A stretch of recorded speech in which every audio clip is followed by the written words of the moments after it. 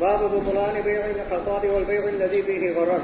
بالسند المتصل منا إلى الإمام الهمام الحافظ الحجة أبي الحسين مسلم بن الحجاج بن مسلم بن ورد بن كوشاز الكشيري النشابوري رحمه الله تعالى ومتعنا بعلومه وبركاته آمين.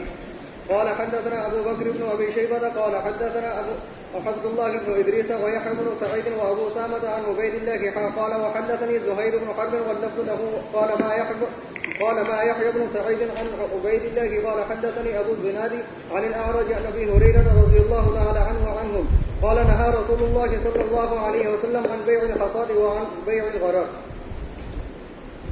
بیع الحصاد سے منع فرمایا. حصاد کنکر سنگریزہ،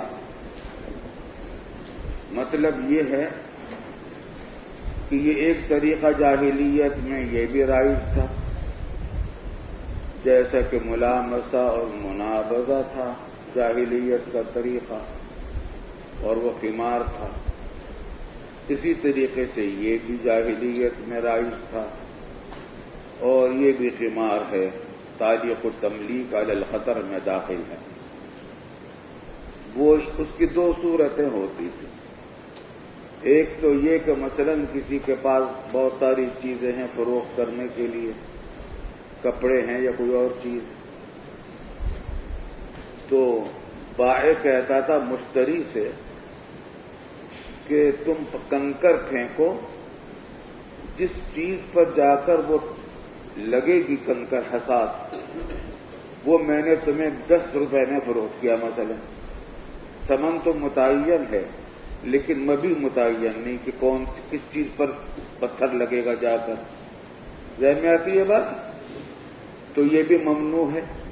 اور ممنوع ہونے کی وجہ کیا ہے کہ مجہول ہے مبی ایک، اور دوسری وجہ کیا ہے تعلیق التملیک علی الخطر بھی ہے اس میں. کیا مطلب ہے کہ اگر پتھر اس پر لگا تو 10 روپے میں یہ میں نے فروخت کر دیا، اور اگر اس پر لگا تو اس کو فروخت کر دیا، اور اگر اس پر لگا تو اس کو فروخت کر دیا. تو تعلیق التملیک علی الخطر بھی ہے اور جہالت بھی اس کے اندر ہے. تو غرر کی دو وجہیں اس کے اندر داخل ہیں، اس وجہ سے یہ نہ جائز. ایک صورت تو یہ ہوتی تھی بیع الحصاد کی، اور دوسری بیع الحصاد کی صورت یہ ہوتی تھی کہ کوئی شخص زمین فروخت کرتا ہے اور وہ کہتا ہے بائع مثلا کہ لو پتھر لو اور پھینکو زور سے، جہاں تک یہ پتھر جاتا ہے وہاں تک کی زمین میں نے تمہیں مثلا 1000 روپے میں فروخت کی. تو ثمن تو متعین ہے لیکن مبی کی مقدار مجہول ہے. کچھ نہیں پتا کہ پتھر یہاں گرے گا یا وہاں گرے گا یا وہاں گرے گا. تو یہاں پر بھی کیا بات ہے کہ مبی کی مقدار بھی مجہول ہے، جہالت ہے اس کے اندر، اور کیا ہے تعلیق التملیک علی الخطر بھی ہے.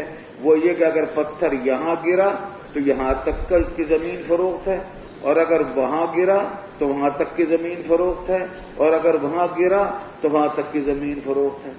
تو تعلیق التملیک علی الخطر بھی ہے. تو غرر کی دو وجہیں اس کے اندر موجود ہیں، ایک جہالت المبی اور ایک تعلیق التملیک علی الخطر. ذہن میں آ گئی بات؟ اچھی طرح سمجھ میں آ گئی؟ اب یہ بات سمجھیے کہ آگے فرمایا کہ وعن بیع الغرر، اور بیع الغرر سے منع فرمایا رسول اللہ صلی اللہ علیہ وسلم نے.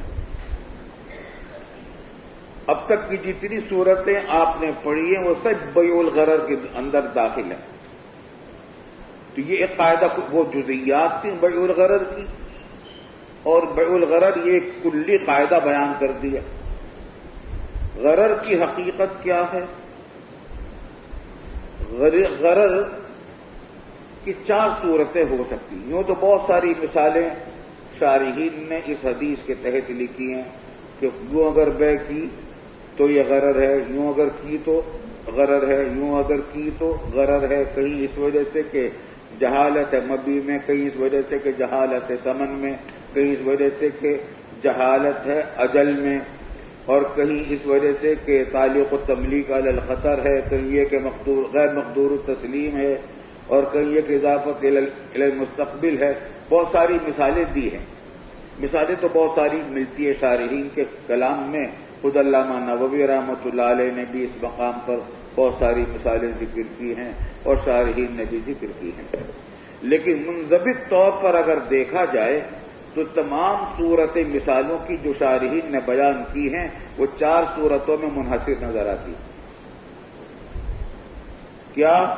جہالت ہو، مبی میں جہالت ہو، یا ثمن میں جہالت ہو، یا بے مؤجل ہے تو اجل میں جہالت ہو۔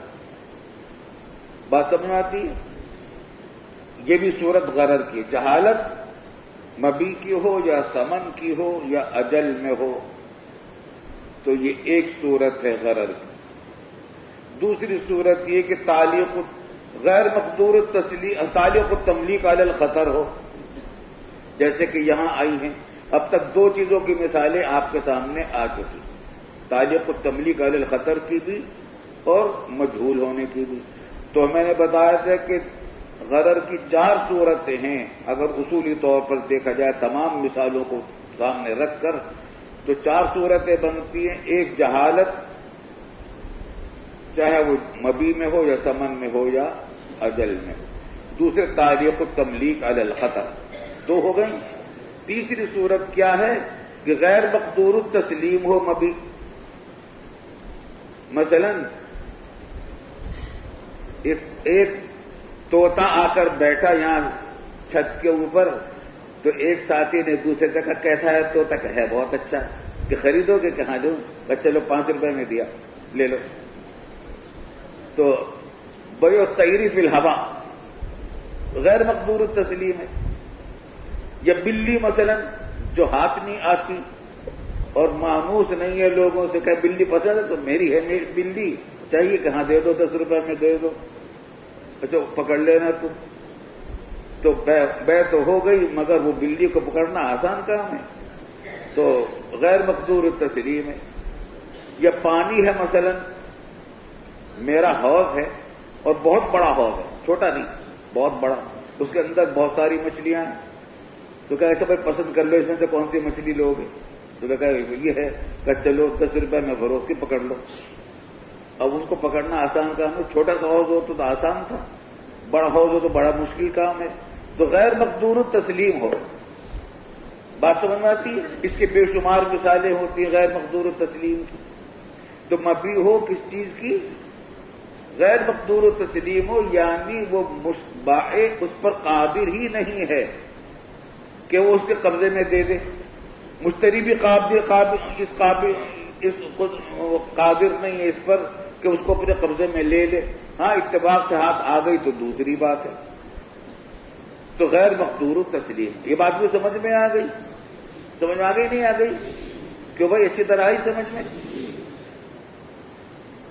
چوتھی صورت یہ ہے جو تعلیق التملیک علی الخطر سے ملتی جلتی ہے، اور وہ یہ کہ تعلیق التملیک الی المستقبل ہو۔ سمجھے بات کو؟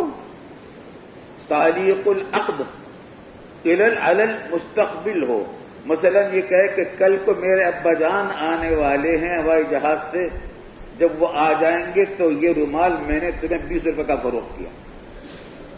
آئی سمجھ میں بات نہیں؟ اب پتہ نہیں ابا جان آئیں گے یا نہیں آئیں گے، آئی سمجھ بات نہیں؟ تو مستقبل کے بارے آدمی کو یہ پتہ نہیں، اللہ تعلم نفس ما تکسب غدا، کل کو کیا کرے گا کچھ پتہ نہیں کسی کو۔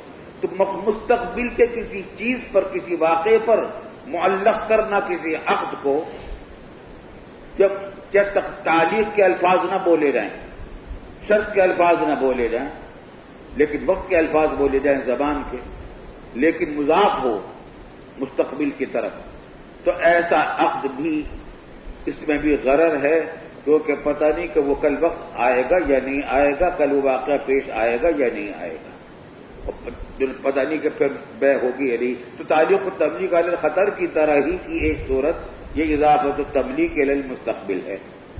بات سمجھ میں آ گئی بھائی؟ سمجھ آتی ہے نہیں؟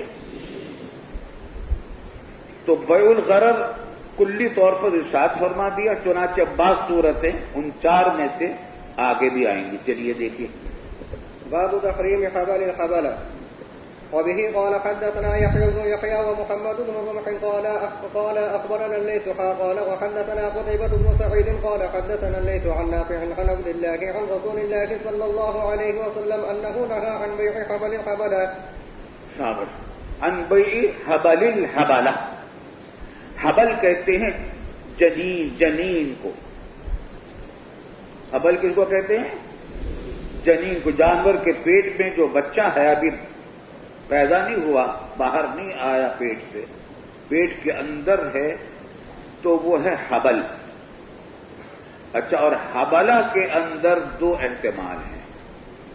ایک یہ کہ حبلہ جمع ہو حابل کی, جیسے کہ ظالم کی جمع ظلمہ ہے, تو اس صورت میں ترجمہ کیا ہو جائے گا کہ حاملہ جانور کے جنین کی بیع سے منع کیا.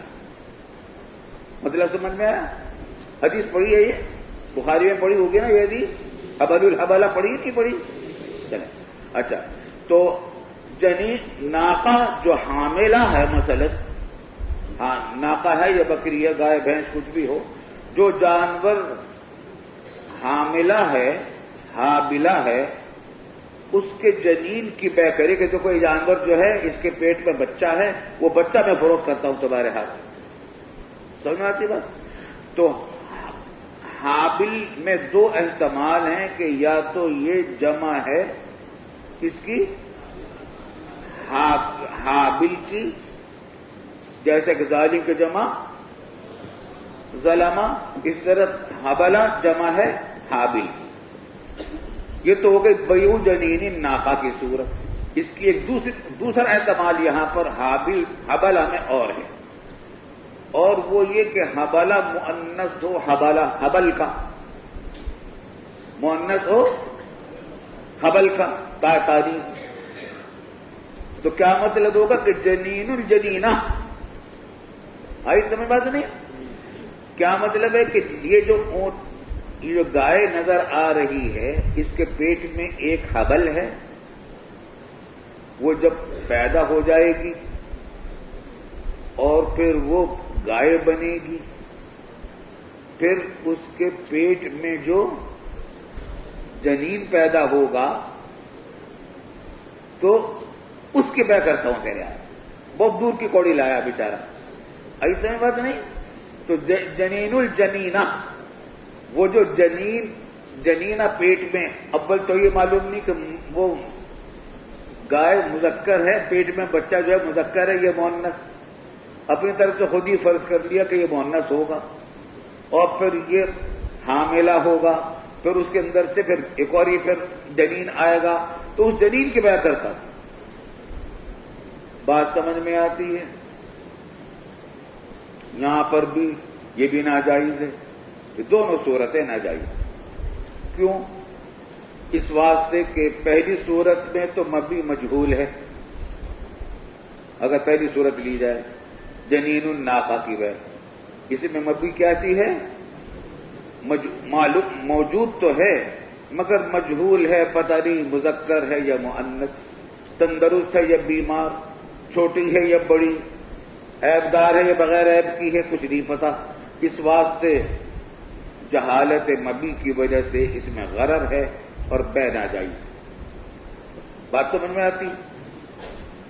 اور اگر جنین الجنینہ ہو تو یہ بیع المعدوم ہے, اور جب بیع المعدوم ہے تو غیر مقدور التسلیم بھی ہے. تو اس کے اندر کیا بات ہو گئی کہ غیر مقدور التسلیم ہے, اس وجہ سے اس کے اندر بھی غرر ہے. بلکہ جنین الناقہ کے اندر بھی غیر مقدور التسلیم, دونوں صورتوں میں غیر مقدور التسلیم ہے, کیونکہ جنین الناقہ کے بارے میں کچھ نہیں پتا کہ وہ پیٹ سے پیدا ہوگا, زندہ پیدا ہوگا یا نہیں پیدا ہوگا, غیر مقدور التسلیم ہے. تو غرر کی وجہ دونوں صورتوں میں پائی جاتی ہے, غیر مقدور التسلیم دونوں صورتوں میں پائی جاتی ہے.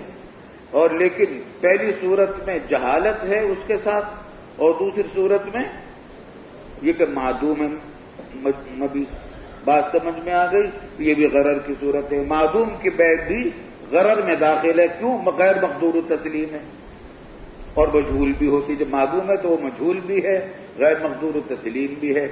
یہاں یہ ایک بات اور سمجھ لیجیے، وہ یہ کہ بعض لوگ غرر کی بہت ساری صورتیں بیان کرتے کہ صاحب معدوم کی بے غرر کی صورت ہے، معدوم کو الگ سے شمار کرتے. الگ سے شمار کرنے کی کوئی ضرورت نہیں.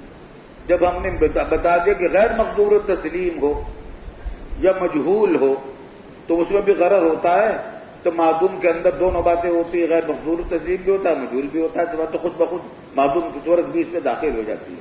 بات سمجھ میں آتی ہے؟ ارے بھائی سمجھ میں آ گئی نہیں؟ آگے چلیے. وبه قال حدثني زهير بن حرب ومحمد بن المثنى والنفس الزهير قال حدثنا يحيى وهو القتال عن عبيد الله قال أخبرني نافع عن ابن عمر رضي الله تعالى عنهم قال كان أهل الجاهلية يتبايعون لحم الجزور إلى حبل الحبلة وحبل الحبلة أن تنتج الناقة ثم تحمل الذي نضجت فنهاهم رسول الله صلى الله عليه وسلم عن ذلك. جب ابن عمر رضی اللہ عنہما فرماتے ہیں کہ اہل جاہلیت خرید و فروخت کیا کرتے تھے لحم الجزور کی. جزور وہ اونٹ جس کو گوشت کے لیے کاٹا جاتا ہے، اس لحم الجزور کی بیع کرتے تھے ایک دوسرے کے ساتھ. الى حبل الحبلہ اے مؤجلا الى حبل الحبلہ، وہ بیع مؤجل ہوتی تھی، نقد نہیں ادھار ہوتی تھی. اور ادھار میں اجل جو مقرر ہوتی تھی وہ حبل الحبلہ کی مقرر ہوتی تھی کہ جب حبل الحبلہ ہوگا اس وقت میں دوں گا. اور یہاں پر حبل الحبلہ کی تفسیر ابن عمر رضی اللہ عنہما نے یہ کی ہے کہ بچے کی ناقہ کی بچے کی پیدائش کرائی جائے، تنتجد ناقۃ، پیدائش کرائی جائے، ولادت اس بچے کی کروائی جائے، پھر وہ جو ناقہ کا بچی پیدا ہوئی ہے وہ حاملہ ہو جائے. تو جب حاملہ ہو جائے تو اس وقت ادائیگی کروں گا میں اس لحم الجزور کی. بات سمجھ میں آ رہی؟ تو یہ اجل کیسی ہو گئی؟ کیسی اجل ہے؟ یہ مجہول ہے. تو یہاں اجل مجہول ہے، اس واسطے بیع کو منع فرما دیا رسول اللہ صلی اللہ علیہ وسلم نے. فنہاہم رسول اللہ صلی اللہ علیہ وسلم عن ذلک. خلاصہ یہ نکلا کہ ایک صورت ہے بیع حبل الحبلہ کی کہ حبل ہی کو فروخت کیا جائے، وہ تو پیچھے گزر گئی. اور دوسری صورت یہ ہے کہ حبل الحبلہ کی فروخت نہ کی جائے بلکہ حبل الحبلہ کو مدت بنایا جائے لحم الجزور کی بیع کا. اور دونوں صورتیں ناجائز ہیں، دونوں کے اندر غرر ہے. پہلی صورت کے اندر جہالت مبی کے اندر ہے، اور ایک صورت میں وہ کیا ہے معدوم بھی ہے. اور دوسری یہاں پر اس تفسیر میں مبی تو مجہول نہیں ہے لیکن اجل مجہول ہے، غرر اس کے اندر بھی موجود ہے.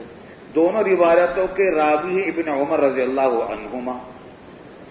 تو اب سوال پیدا ہوتا ہے کہ انہوں نے حبل الحبلہ کی جو تفسیر کی ہے وہ تو یہ ہے کہ حبل الحبلہ کی بیع نہ ہو بلکہ اجل ہو، حبل الحبلہ کی بیع ہو لحم الجزور کی. میں سمجھتا ہوں کہ تعارض کچھ نہیں ہے. شاید عبداللہ ابن عمر رضی اللہ عنہما کہ مراد یہ ہو کہ حبل الحبلہ کی صورتیں، ایک صورت یہ بھی ہوتی تھی کہ اس میں اجل مجہول ہو، اور دوسری صورت وہ ہے جو اس کے ظاہری معنی سے سمجھ میں آتی ہے کہ مبی خود حبل الحبلہ ہو. واللہ اعلم بالصواب. بہرحال جو بھی صورت ہو غرض ہر صورت میں ہے، اس واسطے وہ بھی ناجائز ہوگی. چلیے آگے. باب تحريم بيع الرجل على بيع أخيه.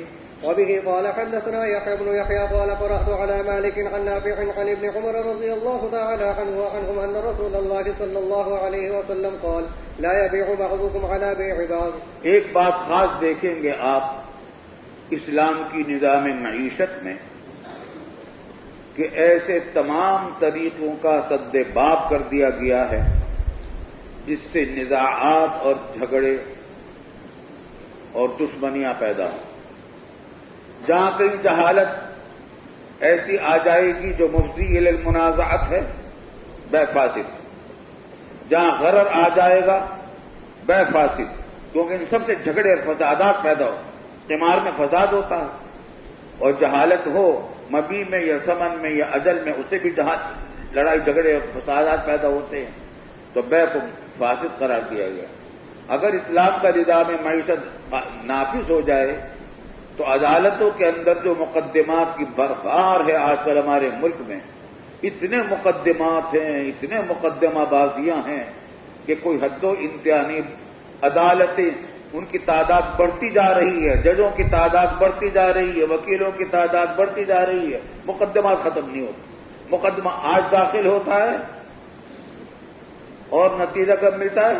50 سال کے بعد، 60 سال کے بعد، 70 سال کے بعد. بعض اوقات مدعی ہوتا ہے ایک شخص اور فیصلہ کس کو ملتا ہے؟ اس کے پوتے کو ملتا ہے. مدعی بھی چلا گیا، اس کا بیٹا بھی چلا گیا، اس کے پوتے کو ملتا ہے. تو بھرمار ہے. جہاں اور بہت ساری خرابیاں ہیں اس نظام عدالت کی. یہ سرکاری موجودہ انگریزوں کے زمانے کا نظام عدالت چل رہا ہے یہ.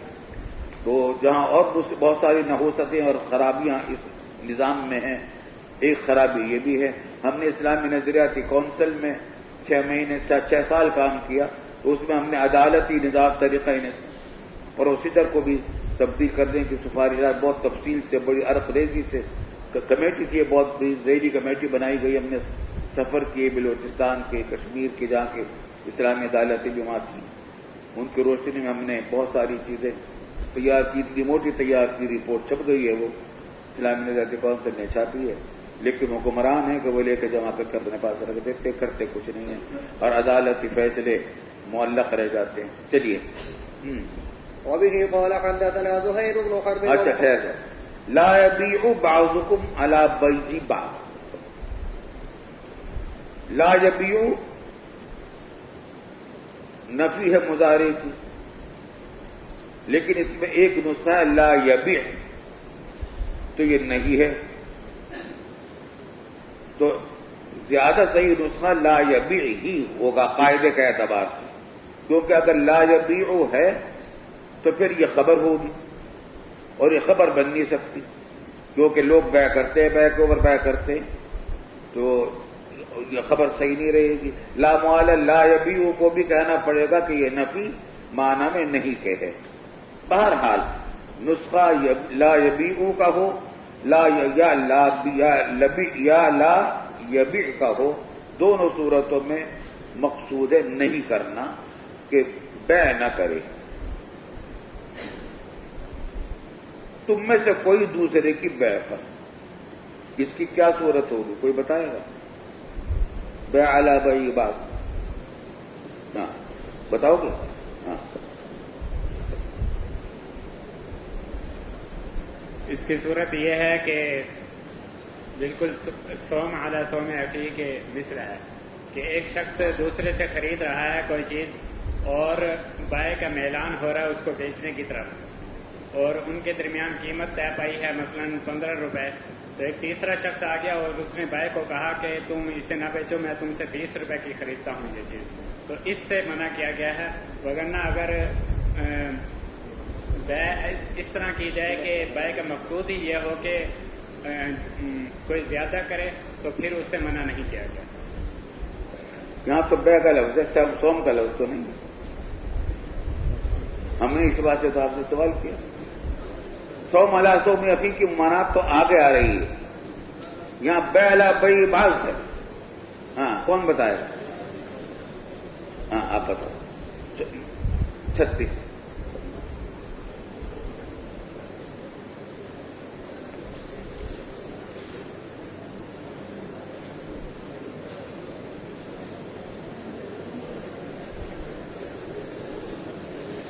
جی. اس کی صورت یہ ہے کہ اگر کوئی مشتری یا بائع کو اختیار ہو، مشتری یا بائع کو اختیار ہو، ان دونوں میں سے کسی ایک کو اختیار ہو، تو کوئی تیسرا آدمی آ جائے یا جس کے اختیار کیسا ہو؟ اختیار یہ ہو کہ کوئی چیز بائے غیر مشتری کا، تو مثال کے طور پر مشتری کو اختیار ہے. اختیار کس طرح کا خیار ہے یہ؟ خیار شرط ہے. چلو آج بات کرو. ہاں پھر بات کرو، شروع سے بات کرو. یعنی کوئی آدمی کتاب بیچ دے کسی دوسرے شخص کو، تو بائیوں کو خیار شرط ہے اس میں. تو گویا کہ بیا اس میں 100 روپے کے طے پایا گیا اس میں، تو کوئی تیسرا آدمی آ گیا اور بائیوں کو کہہ دے کہ میں یہ کتاب آپ سے 200 روپے میں لوں گا اور آپ مجھے دے دیں. یہ ٹھیک ہے مثال. لا یبی بعضکم علی بیع بعض کی ایک تفسیر تو یہ کی گئی ہے کہ مراد یہاں پر بھی صوم علی صوم اخیہ ہے جیسے کہ انہوں نے کہا تھا، لیکن اس میں تعویل، یہ تعویل سے ہوتی ہے. وہ بھی ممانعات، وہ بھی ممنوع ہے اور ناجائز ہے اور دشمنیاں پیدا کرنے کا سبب ہے. لیکن جہاں بیع علی بیع بعض ہے یہ بھی ناجائز ہے، اور اس کی صورت وہی ہو سکتی ہے جو انہوں نے بتائی تھی. ان کو بتانا نہیں آ رہا تھا، وہ یہ کہ کسی نے کوئی چیز خریدی ہے، یہ ٹیپ ریکارڈر خریدا ہے 1000 روپے کا، اور خریدار نے یہ کہا کہ مجھے 3 دن کا اختیار ہے کہ میں چاہوں گا تو رکھوں گا، چاہوں گا تو واپس کر دوں گا. 1000 میں ہے.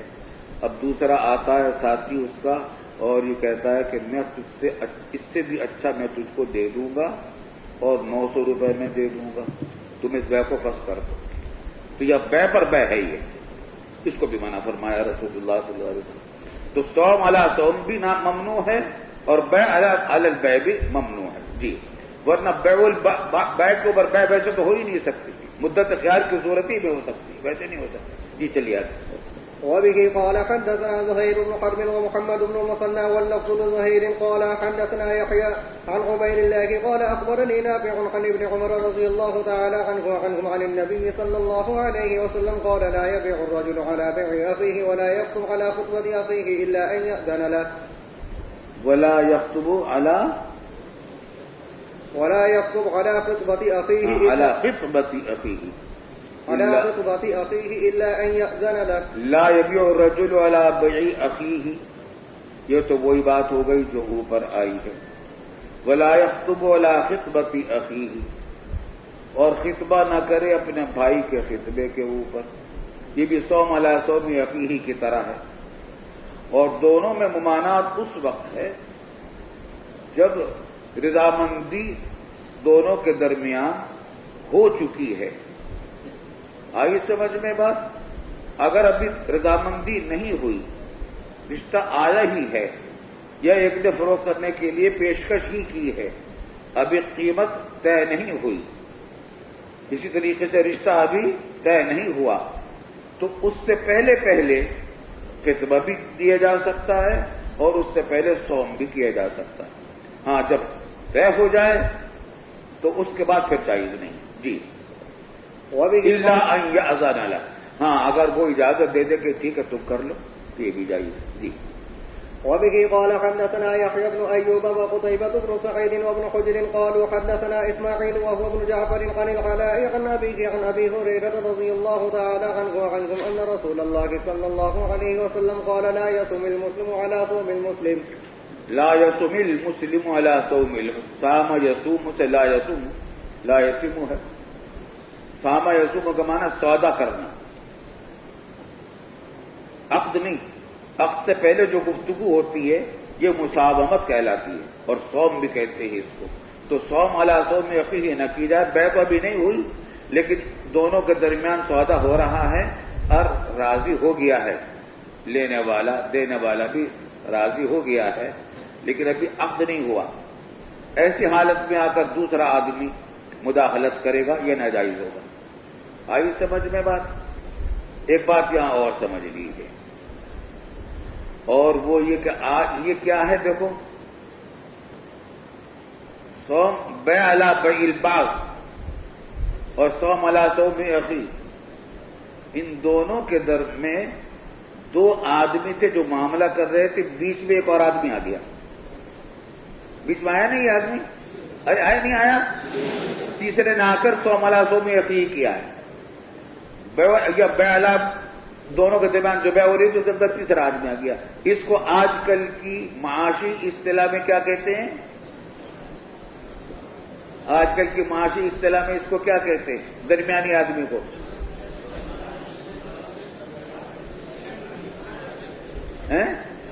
نہیں معلوم؟ سمجھ لو. آج کل کی معاشی اصطلاح میں اس کو کہتے ہیں مڈل مین. کیا کہتے ہیں؟ مڈل مین، درمیانی آدمی. چنانچہ آج کل بھی ماہرین معاشیات کا، جدید ماہرین معاشیات کا اس پر اتفاق ہے کہ جہاں بھی مڈل مین آئے گا خرابی پیدا ہوگی. آئی بات نہیں؟ جن عقود کے درمیان مڈل مین جب بھی آئے گا خرابی پیدا ہوگی. اس کی اور بھی مثالیں آ رہی ہیں مڈل مین کی. تو ایک دو مثالیں یہاں، صوم علی صوم اخی اور بیع علی بیع اخی اور خطبہ علی خطبتی اخی، تینوں میں یہاں مڈل مین آ گیا. چلیے آگے. وبه قال حدثني أحمد بن إبراهيم الدورقي قال حدثني عبد الصمد قال حدثنا شعبة عن العلاء وسهيل عن أبيهما عن أبي هريرة رضي الله تعالى عنه عن النبي صلى الله عليه وسلم قال وحدثنا محمد بن المثنى قال حدثنا عبد الصمد قال حدثنا شعبة عن الأعمش عن أبي صالح عن أبي هريرة رضي الله تعالى عنهم عن النبي صلى الله عليه وسلم قال وحدثنا عبيد الله بن معاذ قال حدثنا أبي قال حدثنا شعبة عن عدي وهو ابن ثابت عن أبي حازم عن أبي هريرة رضي الله تعالى عنهم أن رسول الله صلى الله عليه وسلم نهى أن يسام الرجل على سوم أخيه. وفي رواية الدورقي على سيمة أخيه. على سوم أخيه على سيمة بھی مصدر ہے. جی. وبه قال حدثنا يحيى بن يحيى قال قرأت على مالك عن أبي الزناد عن الأعرج عن أبي هريرة رضي الله تعالى عنهم أن رسول الله صلى الله عليه وسلم قال لا يتلقى الركبان لبيع ولا يبيع بعضكم على بيع بعض ولا تناجشوا ولا يبيع حاضر لباد ولا تصر الإبل والغنم فمن ابتاعها بعد ذلك فهو بخير النظرين بعد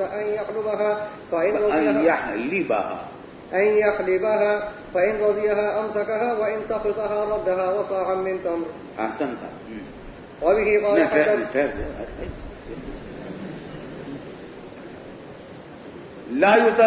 لا يتلقى الركبان. پڑھی تلقی رکبان تو پڑھا ہے نا. اس کو تلقی الجلب بھی کہتے ہیں، تلقی رکبان بھی کہتے ہیں، تلقی البیوع بھی کہتے ہیں اور صرف تلقی بھی کہتے ہیں. احادیث میں ہر طریقے کے الفاظ آئے ہیں اور اس کی تفسیر بھی آپ جانتے ہیں. آئی سمجھ میں بات؟ یہاں کراچی میں یہ کافی ہوتا رہتا ہے. تلقی رکبان دو جگہوں پر ہوتا ہے، ایک بھینس کالونی میں، ایک سوراب گوٹ پر. دو راستے کراچی میں باہر سے جو شہر کی ضرورتیں آتی ہیں دو راستوں سے آتی ہیں. نیشنل ہائی وے سے آنے والی بھینس کالونی سے گزرتی ہے، ادھر سے سوراب گوٹ سے آتی ہے. تو اب تلقی رکبان کرنے والے یہی کرتے ہیں. ایک زمانے میں رمضان میں گوشت بہت مہنگا ہو گیا، حکومت نے پابندی لگائی، قیمت مقرر کر دی کہ جو شخص اس قیمت سے زیادہ فروخت کرے گا پکڑا جائے گا. تو کئی ایریا کے بیچارے کئی چھوٹے چھوٹے دکاندار پکڑے گئے. نتیجہ یہ ہوا کہ دکانداروں نے ہڑتال کر دی. اب روزے دار گوشت سے محروم ہو گئے رمضان میں.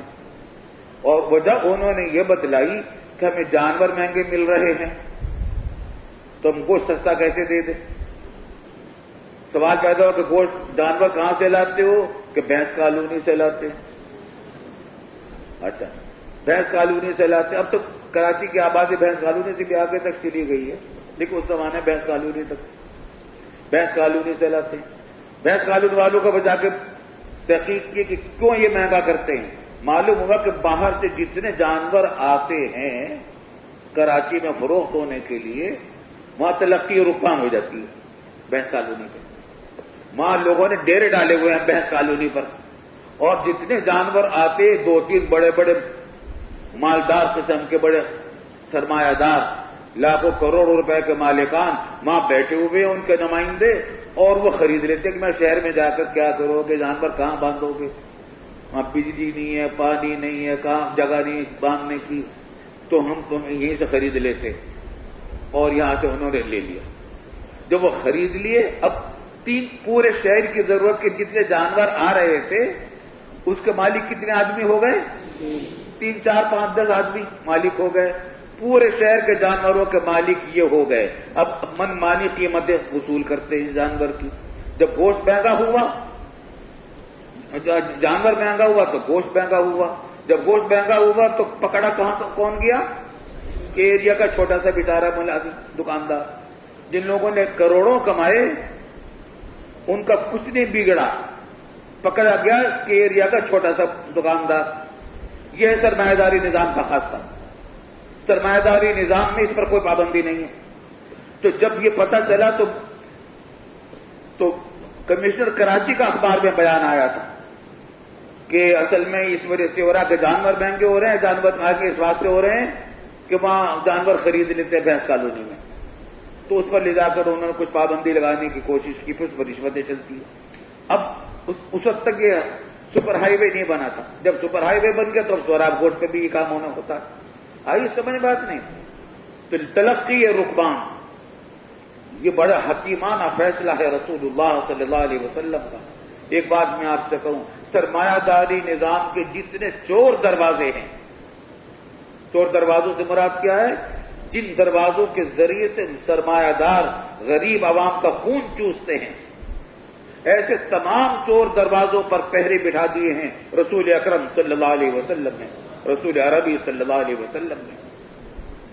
آج 1400 سال گزرے ہیں جب یہ نظام آیا ہے، 1300 سال گزرے ہیں جب یہ نظام آیا۔ اس وقت تک تو یہ نظام تھا بھی نظام سرمایہ داری، لیکن اس وقت آپ نے پہرے بٹھائے۔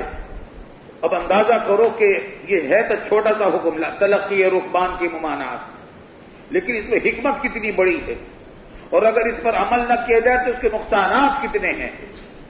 اچھا، وہ جو ہم نے کہا تھا کہ سرمایہ داری نظام میں کیا ہوتا ہے؟ ارتکاز دولت ہوتی ہے، ارتکاز دولت ہوتی ہے۔ دولتن بین الاغنیاء منکم موجود، دولت مالداروں کے اندر گردش کرنے لگتی ہے، اور سارا سرمایہ مالداروں میں سمٹ جاتا ہے۔ غریب عوام کے پاس بہت تھوڑا سا حصہ آتا ہے۔ ان کا ایک ارتکاز دولت کا ایک بڑا سبب تلقی رکبان ہے۔ آئی سمجھ میں بات؟ اور سرمایہ دار پکڑا نہیں جاتا، پکڑا جاتا ہے چھوٹا دکاندار، اور لوگوں کو یہ خبر نہیں ہوتی۔ اچھا، دکاندار عوام جو ہیں کس سے ناراض ہوتے ہیں؟ دکاندار سے، بیچارے سے، حالانکہ لوٹا ہے اس کا تلقی رکبان کرنے والے نے، چوری اس نے کی ہے، لیکن گالیاں اس پر پڑتی ہے، پولیس والے بھی اسی کو پکڑ لیتے ہیں۔ تو یہ ہے، میں کہہ رہا تھا چال بازی کے ساتھ۔ سوشلزم میں تو انہوں نے کی تھی حماقت، اور تشدد ہی تشدد تھا، حماقت کے ساتھ نظر آنے والا تشدد تھا۔ اور سرمایہ داری نظام میں یہودیوں نے بنایا یہ نظام، اور جس کا امام اس وقت امریکہ بنا ہوا ہے، تو انہوں نے یہ نظام بنایا ہے ایسا کہ آج چور کا پتہ ہی نہیں چلتا اصلی چور کون ہے، اصل ڈاکو کون ہے، کون خون چوس رہا ہے۔ یہ سرمایہ دار چوستے ہیں۔ آئی سمجھ میں بات؟ تلقی رکبان سمجھ میں آئی؟ یہاں پر بھی دیکھو مڈل مین آ گیا نہیں آ گیا؟ اہل شہر کے درمیان اور تجارت سے جو قافلہ مال لے کر آیا تھا وہ، ان کے درمیان متلقی آ گیا، مڈل مین آ گیا۔ چلیے آگے۔ وبه قال ولا یبی بعضکم علی بیع بعض، یہ بھی پیچھے بات گزر چکی ہے۔ ولا تناجشوا، اور تناجش نہ کرو۔ جانتے ہو نا تناجش؟ نجش بھی کہتے ہیں اس کو، اور وہ یہ ہے کہ آدمی جھوٹی رغبت ظاہر کرے خریداری میں تاکہ دوسرے کو راغب کر دے خریداری پر، تو اور یہ دھوکہ دینے کے لیے کرتا ہے۔ یہ عام طور سے یہ ہوا کرتا ہے کون سی صورت میں؟ نیلام میں، بیع من یزید میں۔ کیا ہوتا ہے؟ مثلا مالک ہے، کچھ مال نیلام کرنا چاہ رہا ہے، یہ بہت سارا مال ہے، یہ ہے مال ہے خریداری، تو وہ اٹھاتا ہے کہ ہاں بھائی یہ کتنے کا ہے یہ، تو اچھا اس نے کیا کر رکھا ہے، ایک نمائندہ اپنا ایجنٹ بٹھا رکھا ہے یہاں، کس نے؟ مالک نے، ایک وہاں بٹھا رکھا ہے، ایک یہاں بیٹھا ہے، ایک وہاں، ایک یہاں، ادھر 4-5 ایجنٹ بیٹھے ہوئے ہیں۔ وہ کہتا ہے یہ کتنے کا تھا بھائی؟ 500 کا۔ اس نے کہا کہ 600، دوسرے کا 700، یہاں تک تو بولی چل رہی، 1000 پہ آ کر بولی رک گئی، کیونکہ قیمت 1000 سے زیادہ اس کی تھی نہیں، دن نہیں لگا رہا۔ تو ادھر سے وہ ایجنٹ بولا 1100۔ اچھا وہ بیچارہ سیدھا سادہ اس کے برابر میں بیٹھا ہوگا، صحیح تو یہ قیمتی چیز معلوم ہوتی ہے، وہ کہا کہ 1200۔ اب پھر خاموش، اب کوئی نہیں بول رہا۔ تو تیسرا ایجنٹ بولے گا 1300۔ یہ 1300 لگائے گا، وہ 1400 لگا دے گا، ایک اور بیچارہ سیدھا سادہ آدمی بیٹھا ہوا ہوگا، اور وہ 1400 لگ گئے، اور 1400 لگنے کے بعد پھر بولی رک گئی، تو پھر ایجنٹ بولے گا 1700، 200 بڑھا کر بولے گا۔ لوگ سمجھے، وہ بیچارہ کی سیدھا سادہ آدمی سمجھے گا کہ یار یہ تو بہت قیمتی چیز معلوم ہوتی ہے، کہتا اچھا 2000۔ اب وہاں 2000 کے بعد کوئی نہیں لیتا، چنانچہ اس غریب آدمی کو 1000 کی چیز 2000 میں ملتی ہے۔ آئی سمجھ بات نہیں؟ یہ تناجش ہوا، یہ حرام ہے، ناجائز ہے، لیکن وہ منعقد ہو جاتی ہے کراہت کے ساتھ۔ یہاں پر بھی کیا ہوا؟ یہ تناجش کرنے والا کون ہے؟ یہ بھی مڈل مین ہے۔ آ رہی سی بات نہیں؟ مڈل مین ہر جگہ آ رہا ہے، جہاں مڈل مین آتا ہے خباثت پیدا کرتا ہے۔ اچھا اب نجش کی ایک اور صورت مزیدار پیش آئی لاہور میں۔ باقی کیا کیا طریقے لوگ ایجاد کرتے ہیں شرارتوں کے، حرام خوری کے۔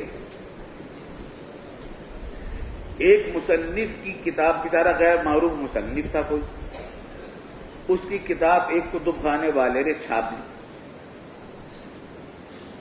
نہ اس مصنف کو کوئی جانے، نہ اس کی کتاب کو کوئی جانے، بیچارے دکاندار بیٹھا ہوا، کوئی خریدنے نہیں آتا، ہزاروں روپیہ اس کی بے پر، اس کی طباعت پر خرچ ہوا۔ طباعت میں بڑی محنت کرنی پڑتی ہے، مہینوں برسوں تک تو محنت ہوتی ہے، پھر خرچہ بہت ہوتا ہے۔ اب کتاب آ کے رکھی گئی، فروخت نہیں ہو رہی، تو اس نے کیا کام کیا؟ 10 آدمیوں کو بلایا، کوئی داڑھی والا، کوئی اسکول کالج میں پڑھنے والا، کوئی اور ٹائی والا، کوئی 8-10 آدمیوں کو بلایا، اور ان سے کہا کہ دیکھو جتنے کتب خانے ہیں نا لاہور میں، کتابوں کی دکانیں ہیں، ہر ایک سے یہ کہا کہ تم